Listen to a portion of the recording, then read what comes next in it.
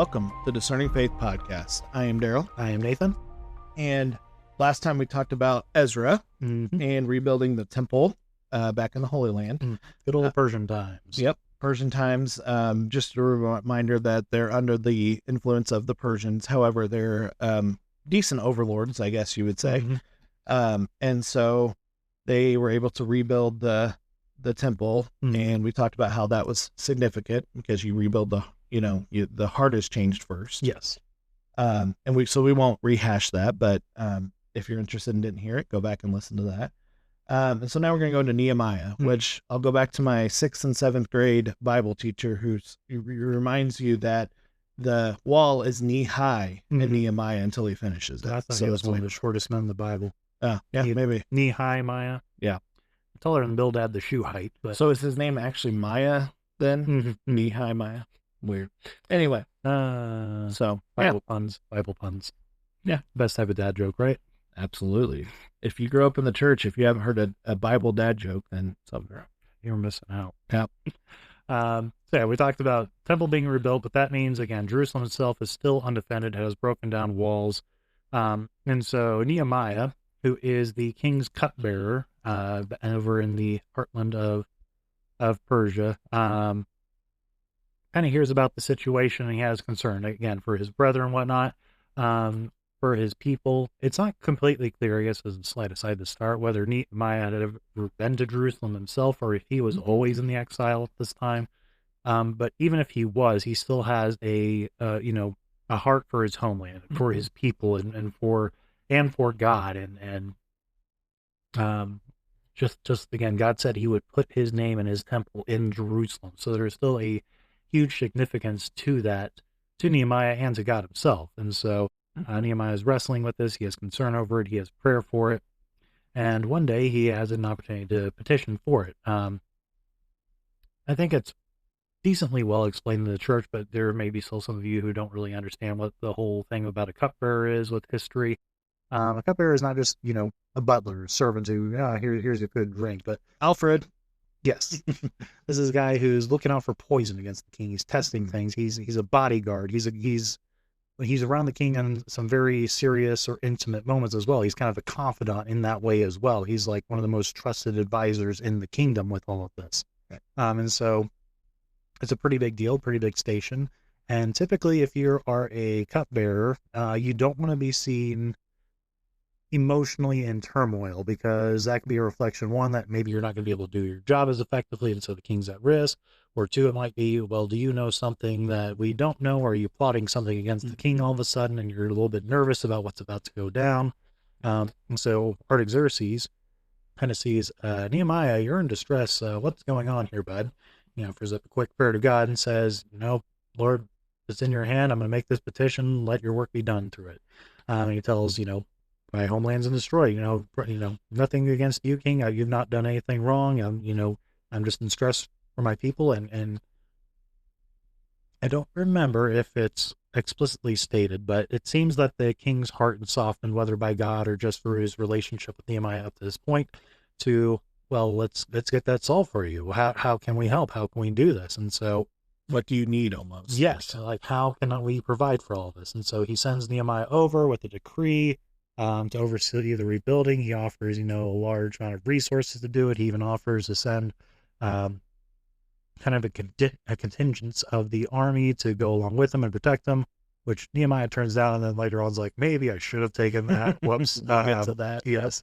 But he goes over to oversee it. He doesn't immediately start the rebuilding process as soon as he gets there. He takes a couple days to kind of survey the city, get a feel for what's going on, which maybe there's a good spiritual metaphor there. Don't always just rush into the work, but get a gauge for what things are going on, even if you have been specifically sent by God. Something about counting the costs.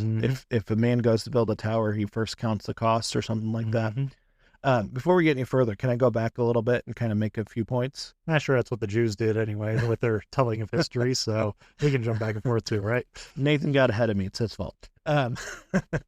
So one thing is, whether Nehemiah had gone back or not, there are contingencies or contingents, going back and forth between the Holy Land and everything, because we know that the works had been started And again, just to reiterate what it was like under Persia, they were a lot more um, just kinder to their subjects than a lot of other people. If we treat them nice, they'll at least be obedient and we'll get what we need out.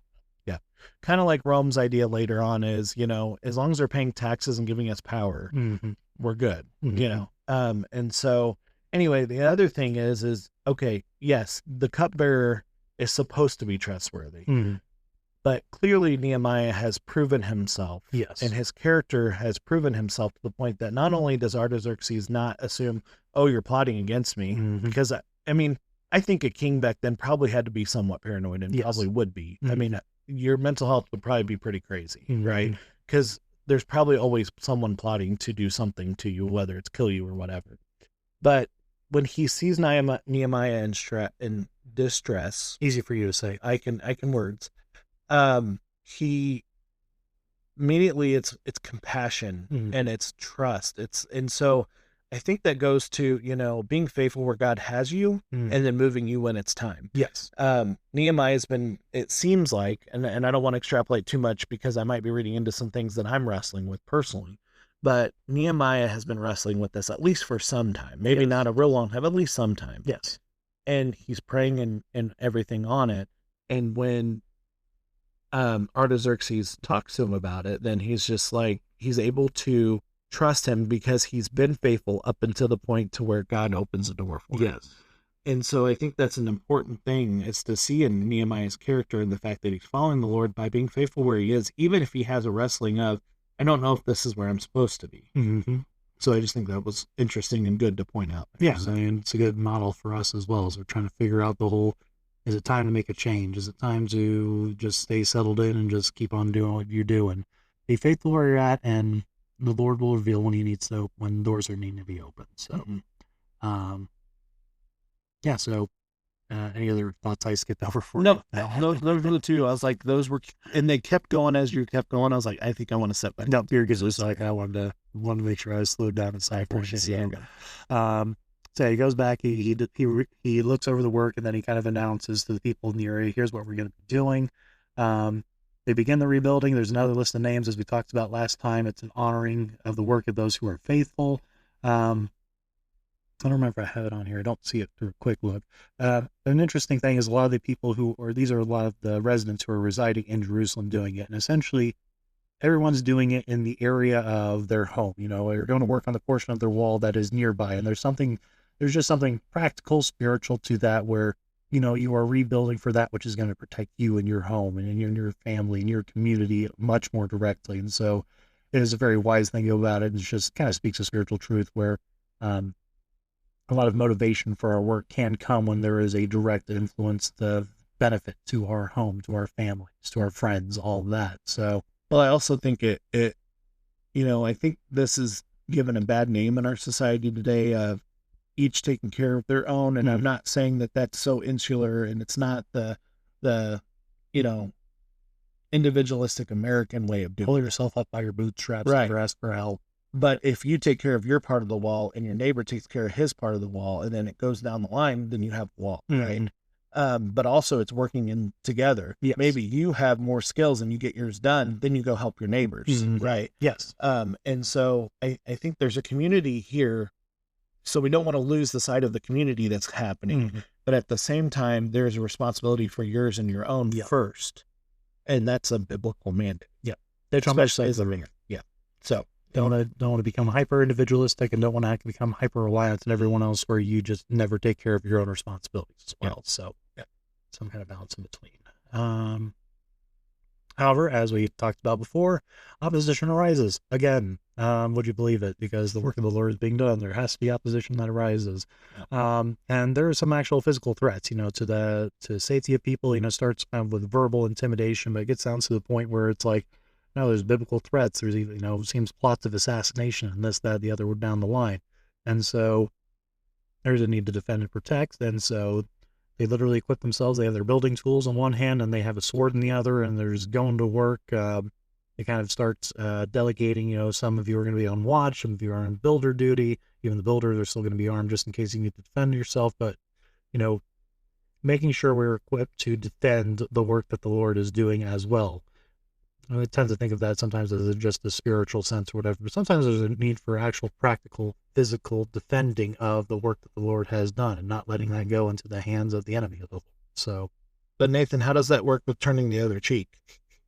Seriously. yeah. The I guess going into Matthew 5, I don't have notes prepped on this ahead of time, so some grace. This is off the cuffs. Yes. Actually, that may be Matthew 6 instead. But anyway, the examples given in Matthew with the Sermon on the Mount, turning the other cheek and everything, you look at them and they're all personal slight things. It's not that Jesus is saying that, don't defend yourselves, don't use the law whatsoever, because the law did say that in certain circumstances you could seek for retribution, for lawful vengeance for yourself, and even, to the point of sometimes, there's need for like death penalty and stuff like that. Jesus wasn't doing away with all that. He says during the Sermon on the Mount, he didn't come to abolish the law, he came to fulfill it.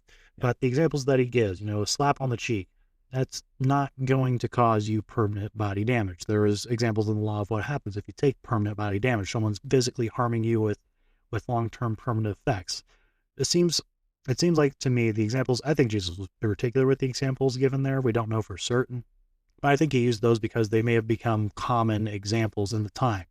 Someone just strikes you on the cheek instead and you take them to court. Like, just let it go. It was something done wrong to you, yes, but let it go, and even turn the other cheek, and it goes into the whole showing mercy to your enemies and it'll coals of fire on their head, essentially. I'm gonna kill you with niceness, sort of a thing, yeah. with God avenging. Taking of your shirt, like theoretically, if you're not gonna freeze to death, I think Jesus would probably say, if you're gonna freeze to death because he's taking it, then yes, you can seek for something. But I think it's again the common example of not all of you are destitute poor. This is just a shirt. Let go of the shirt. Give them the cloak too, even or whatever there.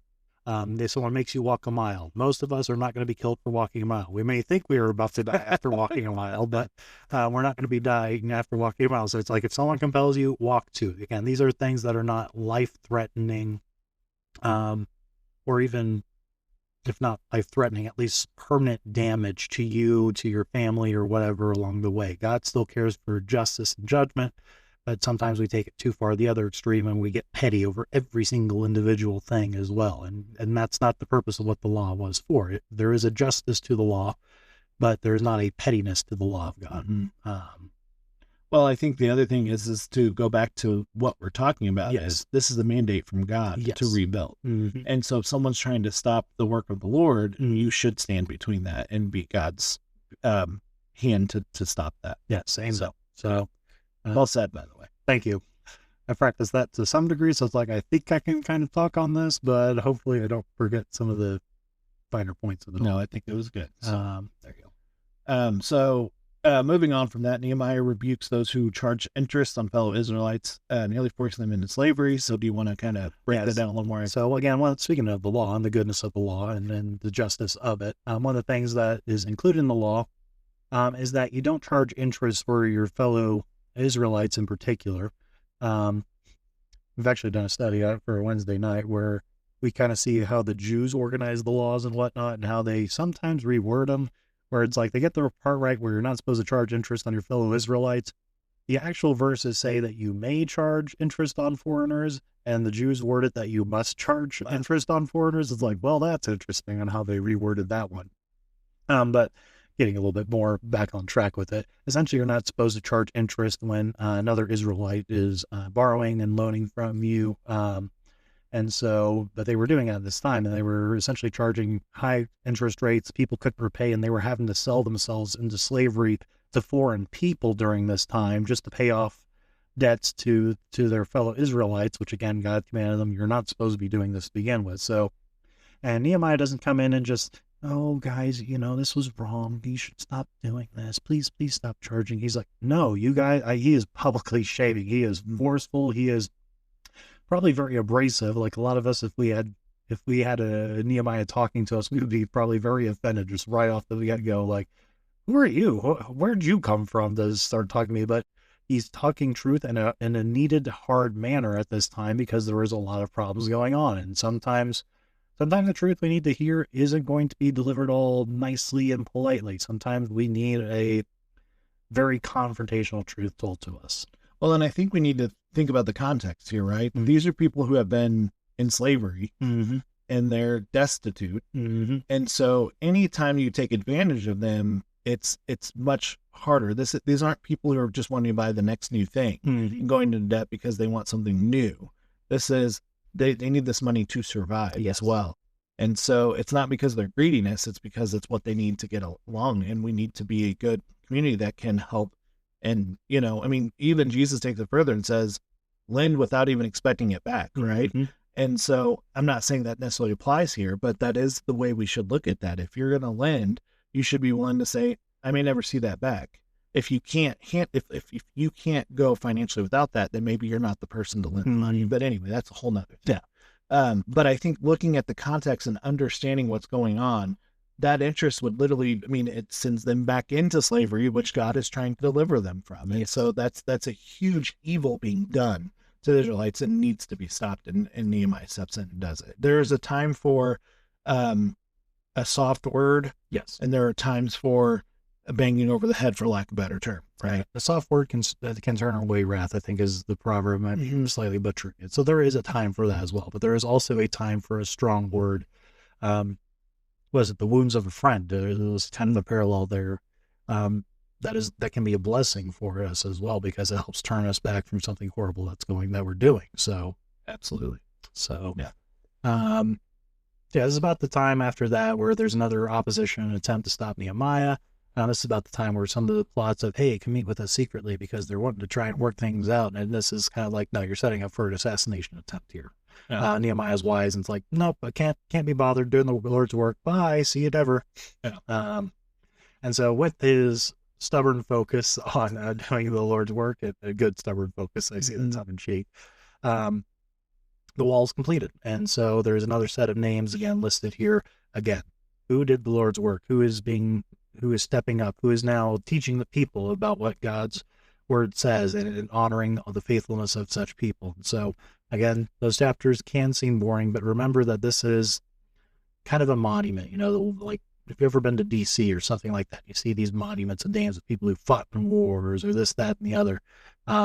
It's a memorial for all time of those who were faithful and who made sacrifices for other people. It's a very big parallel here. It's just in paper form in our Bible, and because we see it every day, sometimes we probably take it a little bit more for granted in those powerful moments where you're actually like in DC and see those monuments.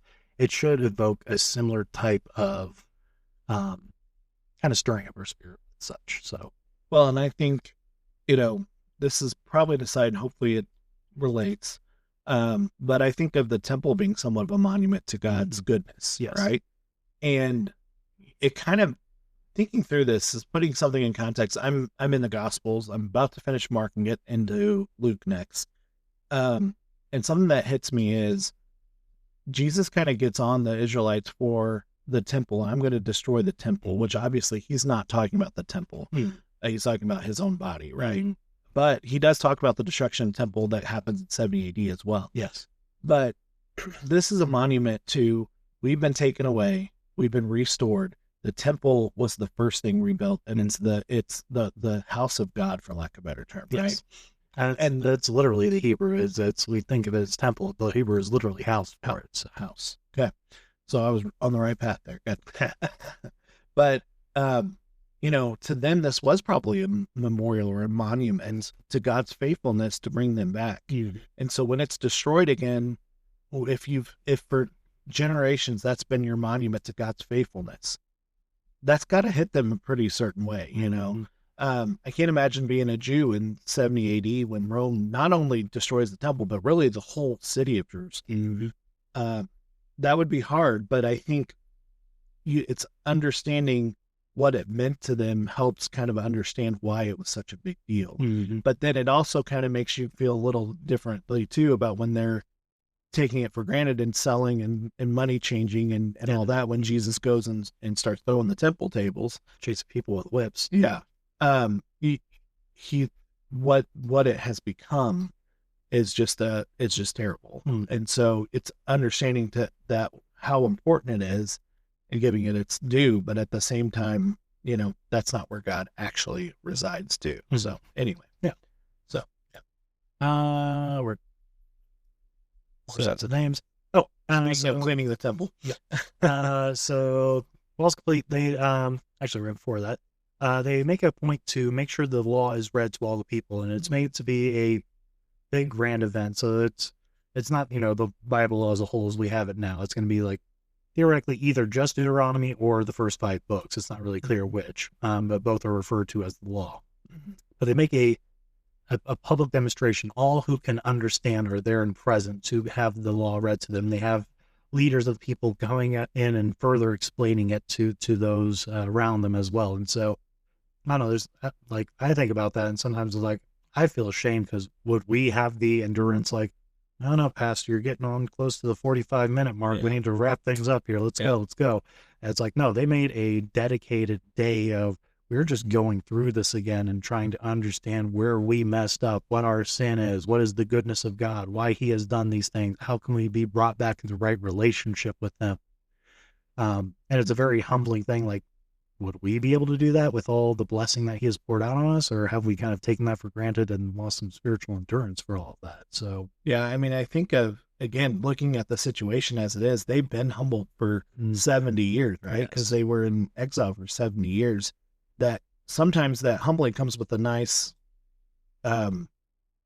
with an open heart to God's leading. And so, you're right. I think we do get distracted with the comforts and just the day, even the busyness of life, going back to the discussion we had about, the practical and the spiritual last time. We can get so caught up in the practical that the spiritual seems like it's just something else in the way of getting to the next thing we need to get done. Or it's just a checklist of, okay, Pastor, we got your message. We sang a few songs. Let's get on with our day. And we have other things to do today. So it's good. A very humbling thing there. They keep the Feast of Tabernacles again, kind of first time they've kept it in generations. They had a lot of that. We've been talking about the Passover, past couple of episodes with the Passover, this time for the Feast of Tabernacles. Kind of a camping trip, sort of a one there for those who don't know about that. Our pastor would not be a fan of that because he doesn't really like camping, but I'm with you, Pastor. I'm not a big fan. The people will again confess their sins. Again, there's something to be said for corporate confessing of sins. I know some traditions in the church do that a little bit more regularly, and some do it a little bit more specifically than others. And there's something I appreciate about those who do a public confessing and a specific one rather than just, oh Lord, we've messed up, but really getting down to the nitty gritty of who we actually are as individuals and as a corporate body. Like, where have we messed up and what do we need to bring back to him? Something more than just forgive us our sins. Yes. It's specific, which there's nothing wrong with praying that prayer because obviously Jesus told us to pray that prayer. But the specific is a little more powerful sometimes. Yeah. And so they renew the covenant with all of that as well. But again, with the renewing the covenant, that calls for actual change and actual action as well. So Nehemiah at this point cleanses the temple because some of the enemies of the people of Israel had been using it as kind of a storehouse and like a treasure room for themselves. He's like, nope, get that garbage out of here. This is all the Lord's stuff. Yeah. And he removes the priests who were kind of letting that happen and letting that slide. Did he stop to make the whip too? Not that we know of. Not that I remember on that specific one, but I imagine it wasn't done. Can you please get this stuff out? Like, no, tossing it out myself, couch through the window, get out of here. That's a great picture, thinking of the temple with the couch coming out the window. Yeah, that's we'll see if AI can generate an image of that. That's exactly what I was thinking for the thumbnail. He makes sure the Levites are provided for because it seems again that their provisions have gone by the wayside. And as we've talked about, God cares about providing for those who are doing the work of the Lord. We were kind of talking about that and related to just life events going on for the episode. God does not require that those who are doing spiritual work for him just live on you just do that on a volunteer basis and you have to do all your work elsewise. Again, the fact that Paul did, tent making and whatnot during his stay with some of the churches and whatnot isn't thou must do that. It's your guys' situation is harder. I'm not going to try and push on you because of the circumstances. He makes it very clear in the letter to Timothy that particularly those who are going about on instructing and teaching on the word and on correct sound doctrine are to be provided for by the body. And so it's, again, God's the same yesterday, today, and forever. New Testament examples we see of that with the letter to Timothy. We see that be, again, provisions for the Levites and the priests doing God's word here. However, that provision does not include trading on Sunday. Stop coming in and trying to do busy work on business work on the Sabbath. People have been doing that. He shuts the doors. People are camping outside, and he's like, what the heck are you doing here? Get out of here. I will come after you if you keep camping outside the gates. He was definitely a firebrand. I appreciate Nehemiah. And kind of, again, as we've talked about last time, there's a separation from the pagan wives again. So they had kind of confessed before, but they hadn't finished figuring out what exactly that means. And so they set up like, okay, we need to figure out who's all involved in this and who all needs something done for it. At the time, there's a ton of people in the city. It's like, we can't hold all these people. It's starting to rain. How about we send everyone home, but we coordinate schedules. Say, okay, we bring in these people here and we figure out who's done what and what they need to do to restore things at that point. It's like, okay, that's good sound advice. We're taking care of things properly. I guess there's an example in that as well. I don't know if you have anything before the rabbit hole, but nope. Essentially that even if you're doing something that is urgent from the Lord, you don't have to bite, you don't have to eat the entire elephant one bite, one step at a time to figure out what is needed to get this done practically. Again, the practical is still important as well. Don't your exuberance go so far that you miss out the details of what needs to be done to get this actually accomplished for God as well. So, just be reasonable about how you're doing God's work when he calls you to. So, yeah. Good. All right. I was rambling for a bit. Any thoughts on all that? No, I don't really. So I guess we could share the verse at least, and then if there's any final thoughts, we'll get into them. So Nehemiah 1:6 is our key verse for Nehemiah. Let your ear be attentive and your eyes open to hear the prayer of your servant that I now pray before you day and night for the people of Israel, your servants, confessing the sins of the people of Israel, which we have sinned against you. And even I and my father's house have sinned. And so this is the prayer when he's kind of wrestling with what's going on in Jerusalem and everything and wanting to go do something. But it starts with confessing of his sins and even his family's sins. Yeah. So, yeah. So, and it speaks again, as we kind of talked a few times about, again, memorials to those who have been faithful, kind of demonstrates Nehemiah's character and all this. And so it's worth remembering them for the good. Nehemiah actually calls out to God a couple times throughout the book. Remember me, O Lord, for good. And so I think this is kind of, in a way, God honoring that request, that he is remembered for good, for his faithfulness as well to it. And there's something to be respected for that. You don't want to go so far the other way of some church traditions where we saint them and almost treat them equivalent to God. But there is something to be said for honoring and respecting the saints who have gone before us, that great cloud of witnesses. So did you say there's a ditch on both sides of the road there too? Yeah. Veneration. Yeah. Ditches everywhere. Watch out for them. Yeah, pretty much. I mean, but looking at Nehemiah, that was a hard thing. First of all, I think of, yes, the cupbearer was hard and he's putting himself in harm's way, but it's probably a pretty cush life. You're living with the king, right? And I have a feeling in this, maybe this is an extrapolation that's not true, but I don't think it'd probably be nice and luxurious in Jerusalem as it's being rebuilt. There's tons of hardships, lots of things going on against him, and he seems to have been faithful through all of that and helped to make sure that the people and the temple were protected from those who would want to destroy either. So that's something to be celebrated. I was like, he sacrificed much to do the Lord's work.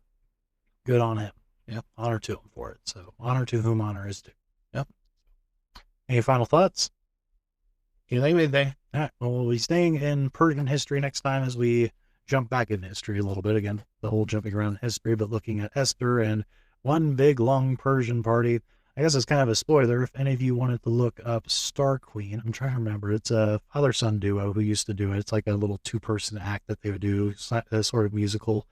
You can probably find some clips on YouTube that probably don't have a ton of views, but it's a good little presentation of what the story of Esther is. If you want to look that for next time, just have that running through your mind. I'll probably make some allusions to it at some point, I'm sure. So you said Star Queen? Yep.